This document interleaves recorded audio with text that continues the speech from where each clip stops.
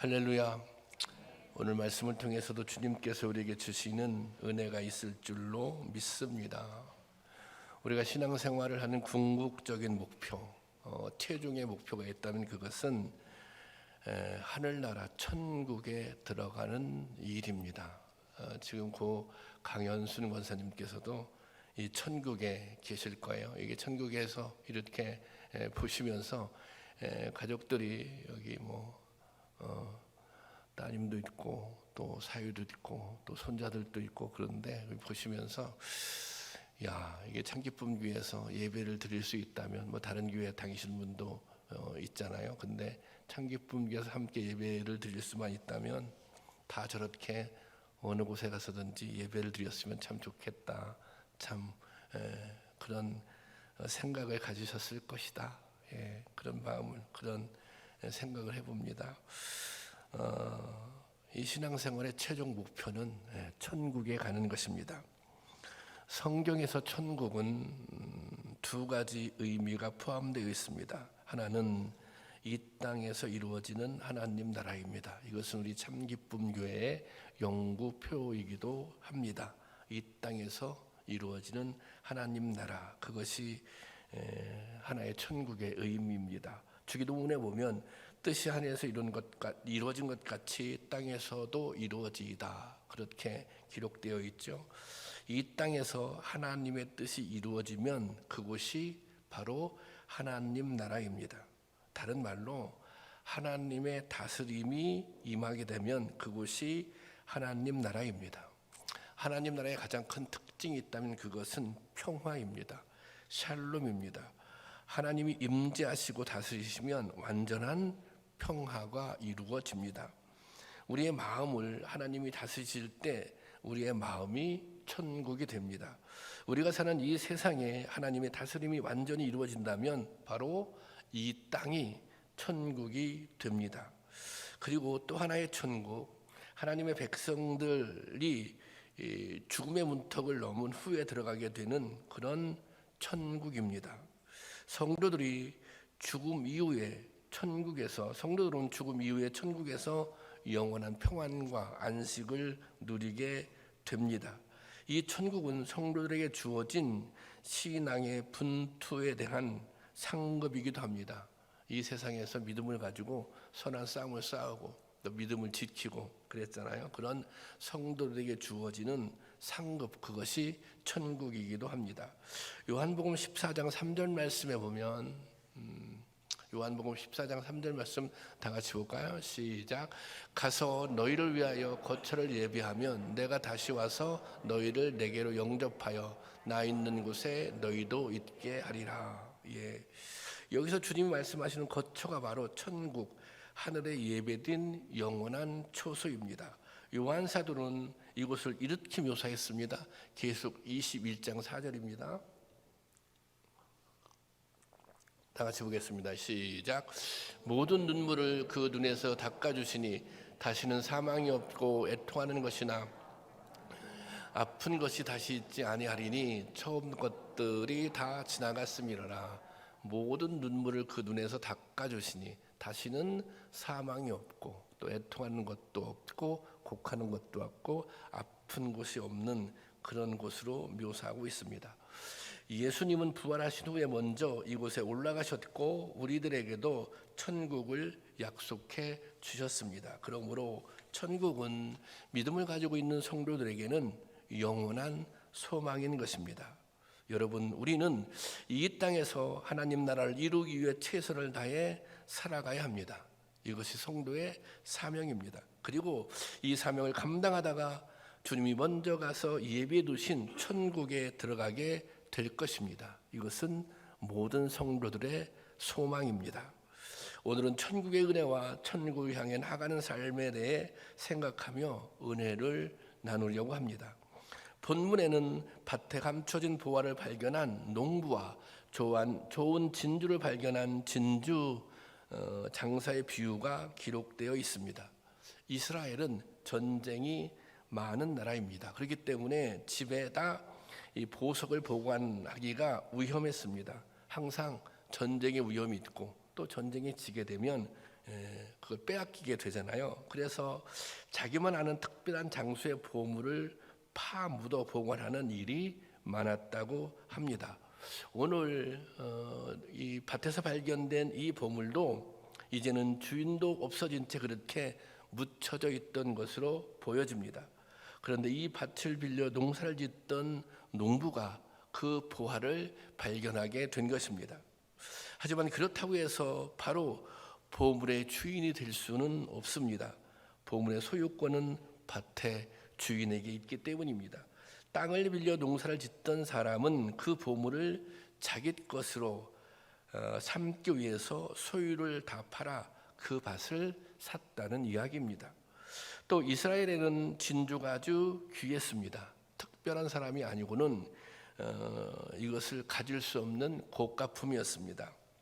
특히 귀한 진주는 그만큼 구하기가 어려웠습니다. 진주 장사는 좋은 진주를 찾아다니다가 아주 값진 진주를 만나게 되자 역시 자신의 소유를 팔아서 그 진주를 샀다는 그런 이야기입니다.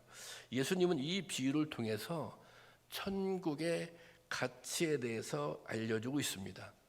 천국이 얼마나 대단한 가치가 있는 것인지 그것을 보화에 비유해서 말씀해 주고 있는 것입니다.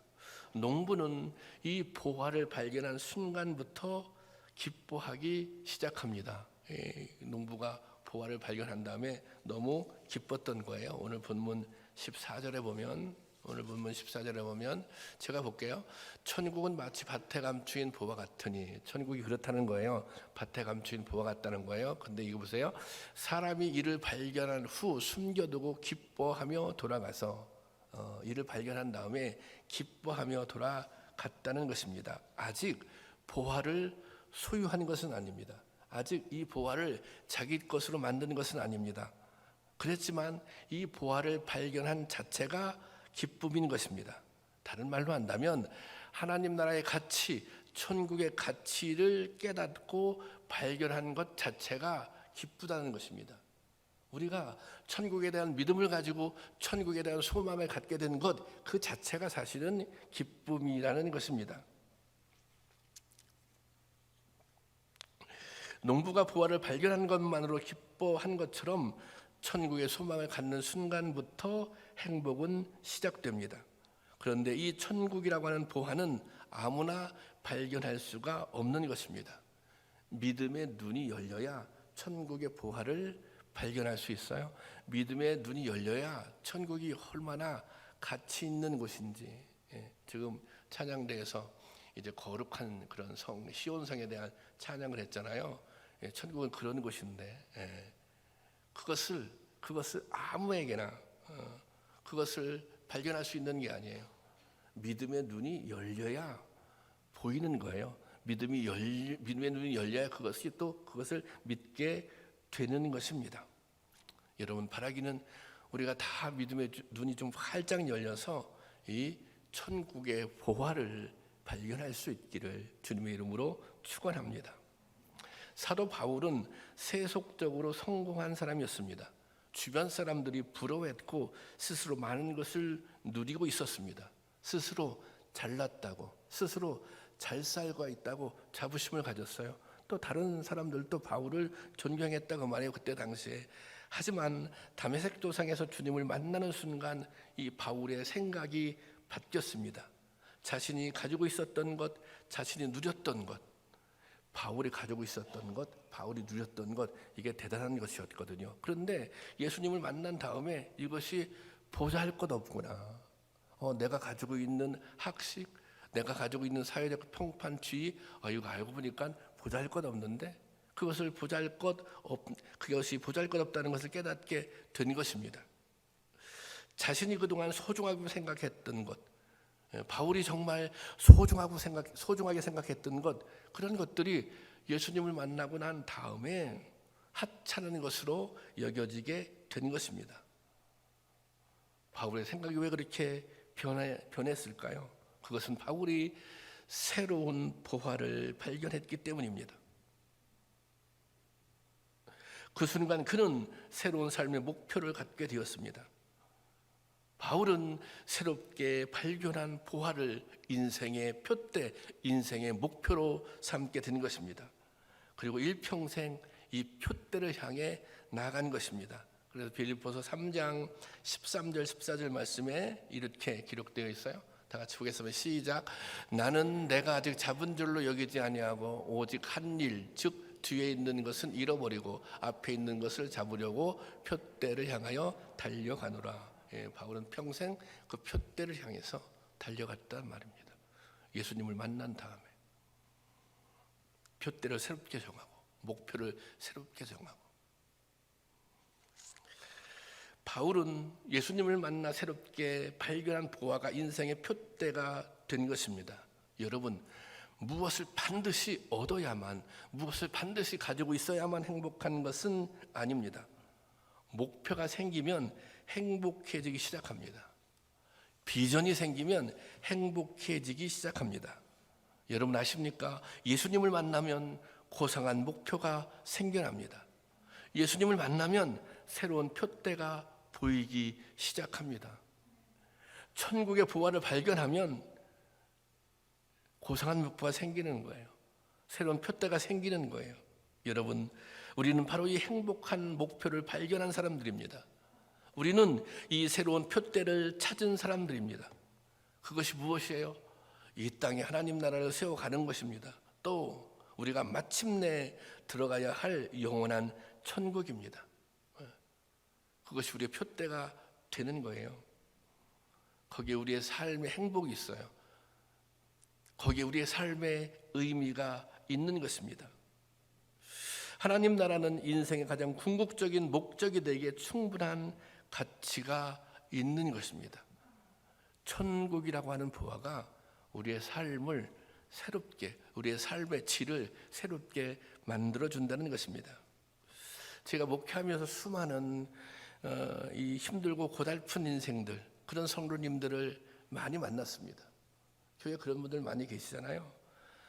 자식을 낳지 못해 평생을 남편과 시부모님께 구박을 받으면서 살았던 성도님도 있고, 또 믿지 않는 집에 시집을 가서 또 그냥 그렇게 이 어려움을 당하며 살고 있는 성도님도 있었고, 그리고 이제 30대에 홀로 되어서 이 시부모님을 모시고 살아가는 그런 성도님들도 있었고, 또 아주 급작스러운 사고 때문에 장애를 가지고 살던 뭐 그런 여러 가지 어려운 삶을 살아갔던 성도님들을 만났습니다.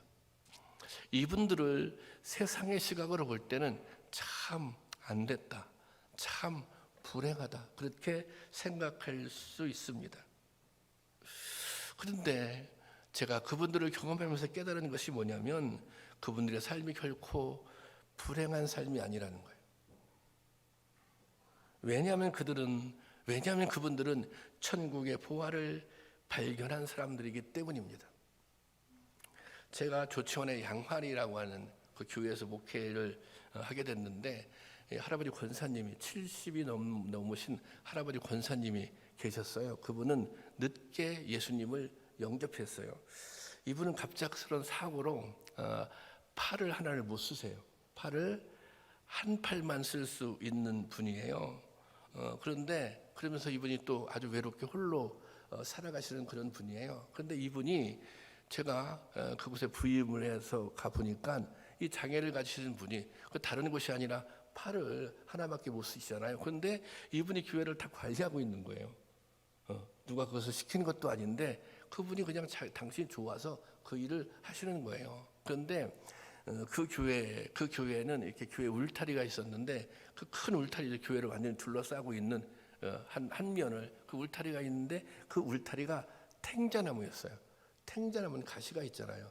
탱자나무를 관리하기가 어려운 거예요. 그런데 그분이 그 한 손으로 탱자나무를 관리하고 있더라고요. 제가 이제 처음에 못 모르고, 아이고 힘들지 않으세요? 어렵지 않으세요? 제가 좀 도와드릴까요?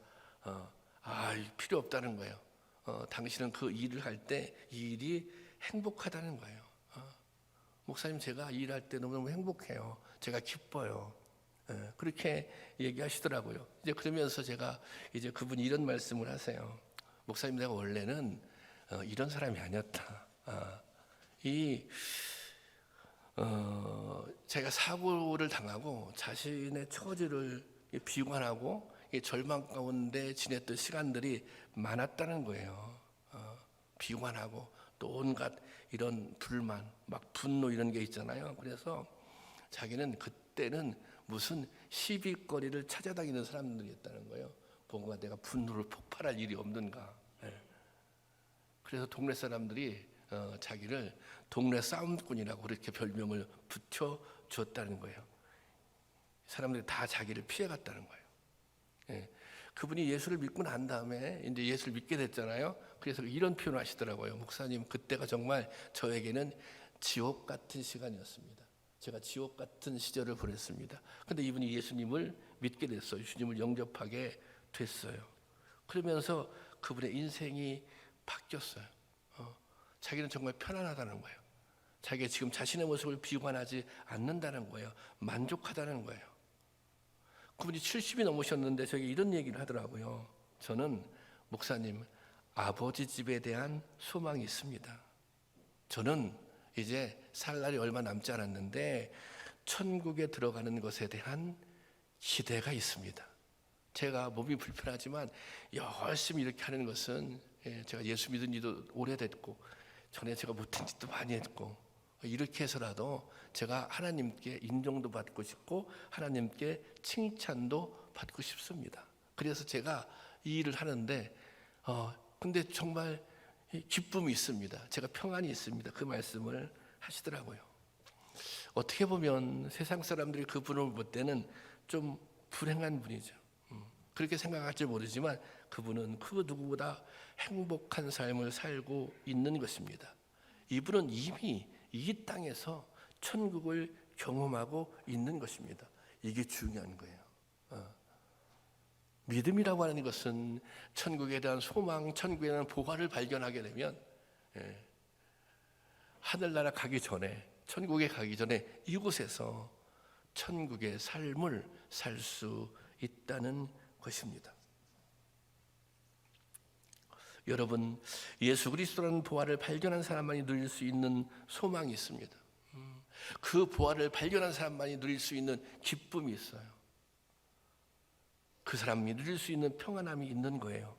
여러분, 그 은혜, 그 평안함, 그 기쁨을 여러분들이 누릴 수 있기를 바랍니다. 그래서 이 땅에서, 이 세상에서 하나님의 다스림을 경험하고 이 세상에서 천국의 삶을, 천국을 누리는 삶, 그런 삶을 살 수 있기를 주님의 이름으로 축원합니다. 천국은 하나님이 우리에게 주신 가장 크고 놀라운 선물입니다. 그런데 이 선물을 받고도 그 가치를 깨닫지 못하는 사람들이 많이 있습니다. 그 엄청난 선물을 받고도 받았음에도 불구하고 그것이 얼마나 귀한지를, 얼마나 대단한지를 깨닫지 못한다는 거예요. 좀 바보 같은 사람들이죠. 자, 밭에 감추어진 이 보화를 발견한 농부, 값진 진주를 발견한 그 보석 상인은 두 가지 공통점이 있어요. 첫째는 뭐냐면 그것을 알아봤다는 거예요. 알아봤다는 거.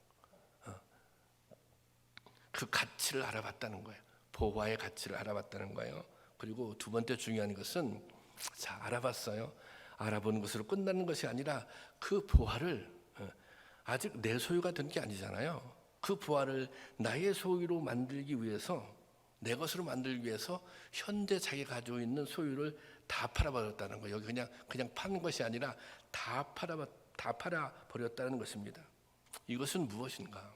이런 의미가 담겨져 있어요. 이 보화를 갖기 위해서 자기가 가지고 있는 재산을 다 팔았다. 이것은 그 보화를 갖기 위해서 불필요한 욕심을 내려놓았다는 것입니다. 이 보화 가치가 너무 대단하기 때문에 이 자기가 가지고 있던 욕심, 욕망들을 내려놓았다는 것입니다. 여러분, 천국은 그런 곳입니다. 천국에 욕심을 내기 시작하잖아요. 내가 천국에 가야지.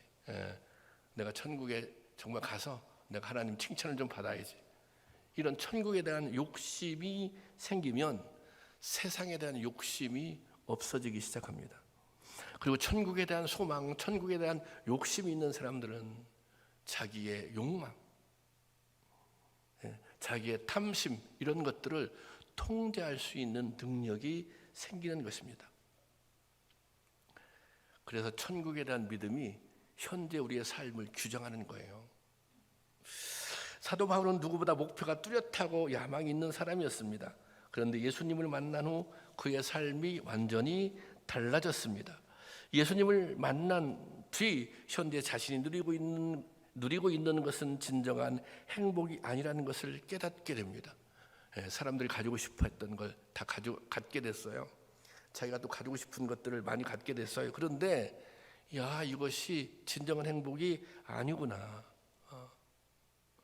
그는 예수님을 만나 인생의 새로운 보화를 발견한 후 자기 자신이 그동안 소중하게 생각했던 것들을 배설물처럼 버렸다. 그렇게 고백하고 있습니다.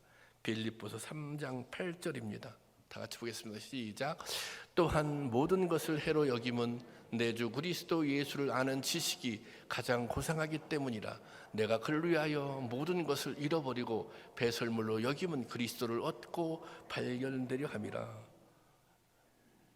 이 고상한 가치, 예수 그리스도라고 하는 고상한 가치를 발견하고 그것을 얻기 위해서 자기가 이제껏 소중하게 생각했던 것, 그것을 배설물처럼 버렸다.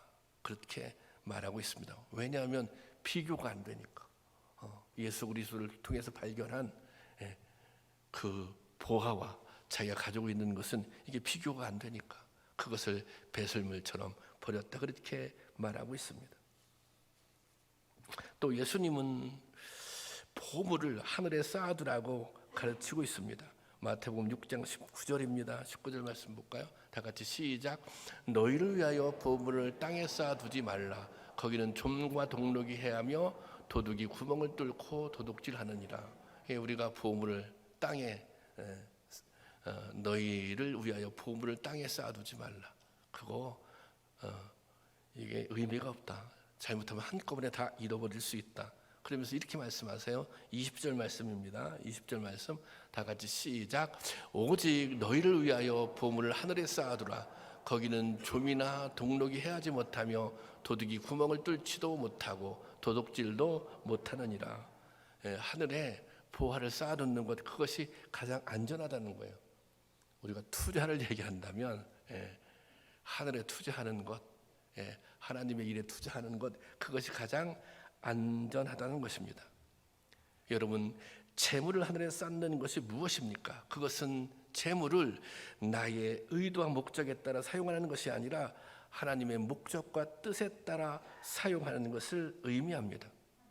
하나님의 뜻을 위해서, 하나님의 영광을 위해서 뭐예요? 재물을 사용하라는 거예요. 제가 요즘에 청장용 성경 공부를 하고 있는데 그 내용에 그 은사에 관한 내용이 나오거든요. 은사. 그런데 그 책에 이런 내용이 있어요. 우리가 재물은 뭐라고 얘기해요? 재물은 복이라고 그러죠. 복. 우리가 돈을 많이 벌었어요. 그러면 복 받았다 그렇게 얘기하잖아요. 그런데 그 내용은 이런 내용이 있어요. 재물을 복이라고. 재물은 복이 아니라 은사라는 거예요. 은사. 재물은 은사다. 그래서 은사는 어떻게 해야 돼요? 은사는 사용해야 되는 거죠. 하나님께서 은사는 사용하라고 주신 거 아니에요. 그러니까 은사는 사용하면 사용할수록 뭐예요? 그 능력이 커지는 거예요. 그러니까 재물은 축복이 아니다, 복이 아니다. 재물은 은사다. 하나님께서 사용하라고 주신 것이다. 어떻게? 그 나라와 그 의를 위해서 사용하라고 주신 것입니다.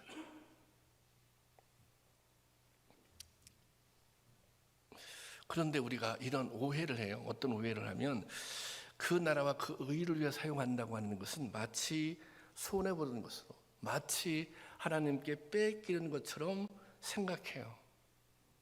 근데 그래서 주님은 이렇게 말씀하세요. 다시 마태복음 6장 33절. 제가 이거 세번역으로 현대어 성경으로 자 보세요. 시작.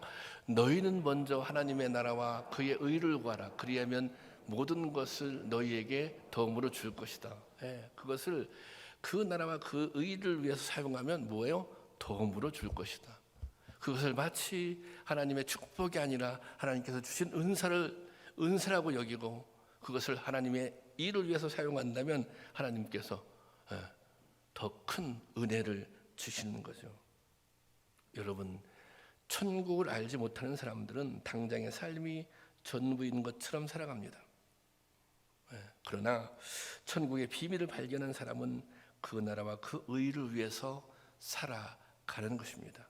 그리고 중요한 것은 그 나라와 그 의를 위해서 살아갈 때 하나님께서 오늘 본문의 마태복음 6장 33절에 있는 말씀처럼 그러면 이 모든 것을 너에게 뭐 한다는 거예요?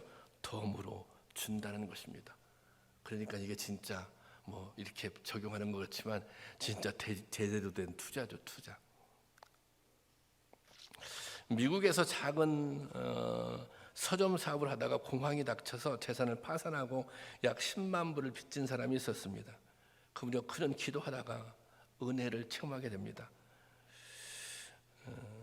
그리고 나서 무엇보다 과거에 자신이 헌금 생활을 제대로 못했다고 하는 것을 회개하게 되었습니다.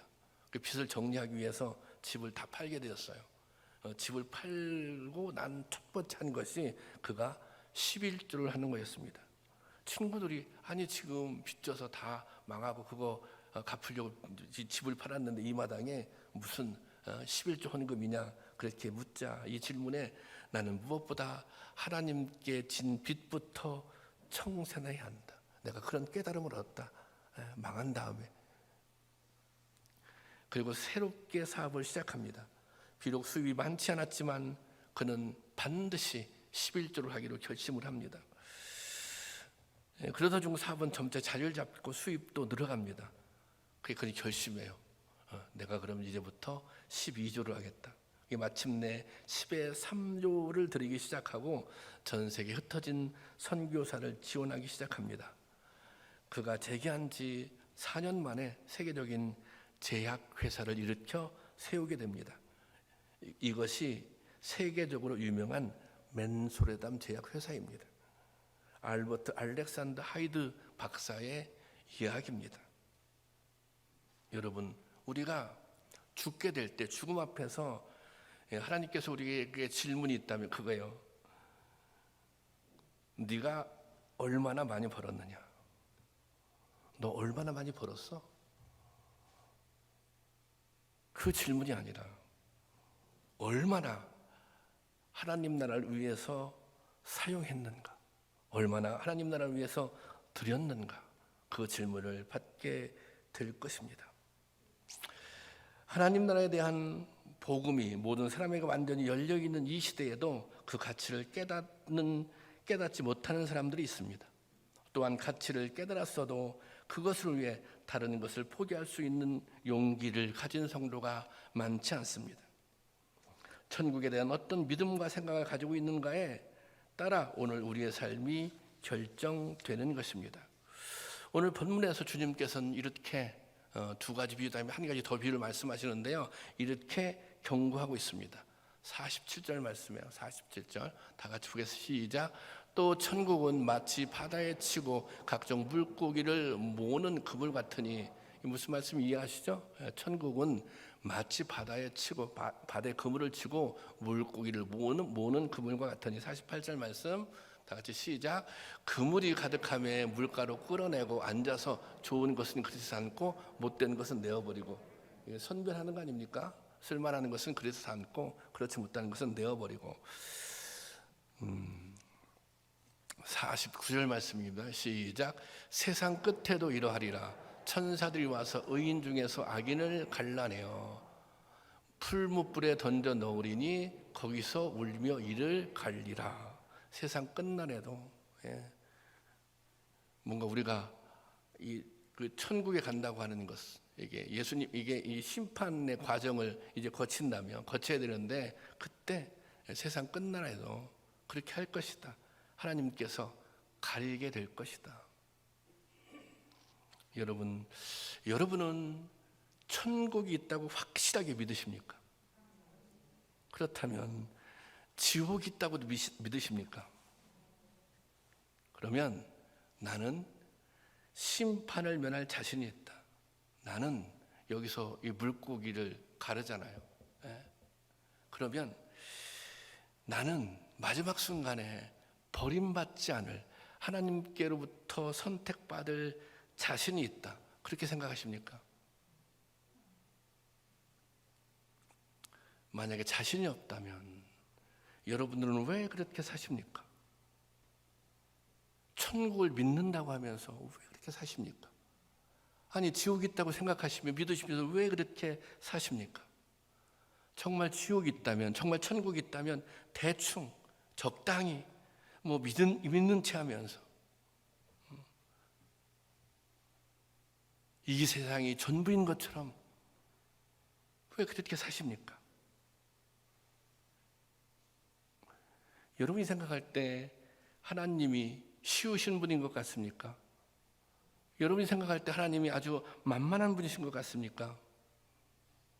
물론 하나님은 은혜롭고 자비하고 우리가 회개할 때 용서해 주시는 분입니다.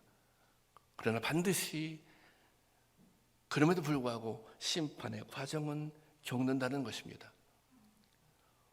오늘 우리의 삶이, 우리의 신앙생활이 정말 하나님을 만만히 보고 있지는 않는지, 하나님을 쉽게 생각하고 있지는 않는지, 그렇게 살다가 마지막 날에 여기 있는 것처럼 이를 갈며 후회하는 날이 올지도 모르는 것입니다. 제가 무슨 말씀을 통해서 여러분을 겁박하는 것이 아닙니다. 하지만 그런 생각이 들 때가 있어요. 여러분들을 겁박해서라도, 저는 그런 설교 잘 안 하는 사람인데, 여러분을 겁박해서라도 여러분 천국 갈 수 있도록 만들어줘야죠. 천국 가게 해줘야죠. 그게 목사의 중요한 역할이죠. 여러분이 지금 누리고 있는 거, 지금 쌓아온 거, 재산, 쥐, 명예, 건강, 이게 대단한 것 같지만 사실은 하나님이 한번 후하고 불어버리면 티끌처럼 된다는 것입니다. 내가 가지고 있는 것이 대단한 것 같지만, 내가 쌓아올린 것이 대단한 것 같지만, 그래서 그거 갖고 막 폼 잡고 살지만, 그거 하나님이 한번 불어버리시면 정말 티끌만도 못하게 돌아갈 수 있다는 것입니다. 저는 장례를 치를 때마다 꼭 이 생각이 들어요. 이런 말씀도 드리는데 두 가지인데, 한 가지는 뭐냐면 언젠가는 죽는다. 이게 좀 비관적인 것 같지만 사실이잖아요. 우리의 인생이 유한한 거 아니겠습니까? 제가 강현숙 원사님하고 지금은 이 화장터에 안 가지만, 코로나 전에는 화장터를 꼭 같이 갔어요. 근데 그런 곳에 가시면 강 권사님이 꼭 가세요. 근데 권사님이 거기서 저보고 웃으면서, 그 권사님 특유의 약간 이렇게 그런 웃음이 있거든요. 장난스러운 웃으면서, 아유 목사님, 저도 언젠가는 이곳으로 오겠네요. 이곳을 거쳐가겠네요. 웃으면서 그렇게 말씀하시더라고요. 저 그게 기억나더라고요. 여러분, 순서는 틀리겠지만 우리가 이 세상에서 천년 만년 사는 게 아니에요. 언제는 마지막 날이 있어요. 언제는 우리가 판단받을 날이 우리에게 주어진다는 것입니다. 인생이라고 하는 것은 유한하다. 내 인생이 유한하기 때문에 나 잘 먹고 잘 살고 말 거야, 그러면 할 말이 없어요. 그분은 천국을 인정하지 않는 사람이에요. 그분은 하나님 나라를 인정하지 않는 사람이에요. 믿음이 없는 사람이에요. 믿음이 없는 사람들이야 우리가 관계할 거 없죠. 그렇지만 믿음이 있음에도 불구하고 그렇게 산다면 그것은 큰 문제죠. 그런 날이 온다고 하는 것, 그런 날이 온다고 하는 것. 여러분, 그런 날이 온다고 하는 것을 기억하시기 바랍니다. 그리고 또 한 가지는 평가입니다. 평가. 내가 죽은 다음에, 내가 이 세상의 삶을 이제 마감했어요. 그런 다음에 나는 어떤 평가를 받게 될 것인가? 첫째 평가, 하나님께서 나를 어떻게 평가하실 것인가? 나는 하나님으로부터 어떤 선택을 받게 될 것인가? 그 생각을 해요, 솔직히. 그리고 또 하나 판단을 얘기한다면, 그래, 나와 함께 목회했던 성도들은 나를 어떻게 판단할 것인가? 사실 우리 목사님은 그냥 자기밖에 몰랐던 것 같아. 아, 우리 목사님은 뭐 그냥 사실 대충 하신 분이지. 아니, 평가가 있는 거 아닙니까? 여러분들 여러분 자신 평가가 있는 거 아니에요? 여러분들이 다른 사람을 평가하듯이 여러분들 평가를 받는 거 아닙니까? 그 누군가에 의해서. 여러분 한번 생각해 보세요. 내가 오늘 나의 삶이 마감된다면, 그래, 하나님께서 나를 불러가신다면 나는 어떤 평가를 받을 수 있을 것인가? 나는 하나님이 나를 어떻게 평가하실 것인가? 나와 함께 신앙생활했던 성도들은 나를 어떻게 평가할 건가? 나의 가족들은 나를 어떻게 평가할 것인가?